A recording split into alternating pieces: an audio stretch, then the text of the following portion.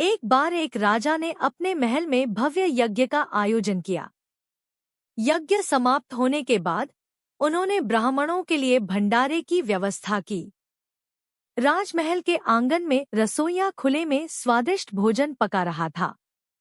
अचानक आकाश में उड़ती हुई एक चील अपने पंजों में एक जिंदा सांप को दबोच कर ले जा रही थी। सांप ने अपनी आत्मरक्षा में फन फैलाया और जहर उगल दिया। संयोग से जहर की कुछ बूंदें नीचे रसोई में पक रहे भोजन में गिर गईं। किसी को इस घटना की भनक तक नहीं लगी। भोजन परोसा गया और जैसे ही ब्राह्मणों ने उसे ग्रहण किया, वे विष के प्रभाव से तड़पने लगे और एक एक कर सभी की मृत्यु हो गई।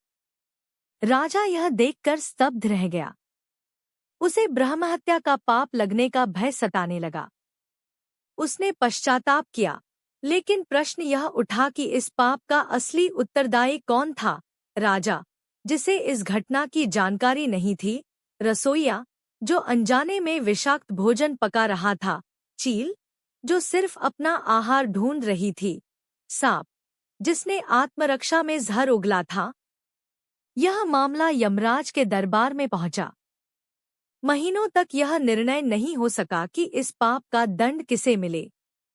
अंततः कुछ समय बाद कुछ ब्राह्मण उसी राज्य में आए और उन्होंने एक महिला से महल का मार्ग पूछा।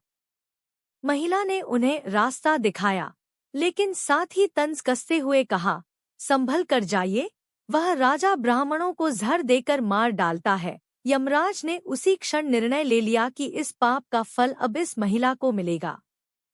उनके दूतों ने पूछा, प्रभु, ऐसा क्यों? इस महिला का तो इस घटना से कोई संबंध भी नहीं था।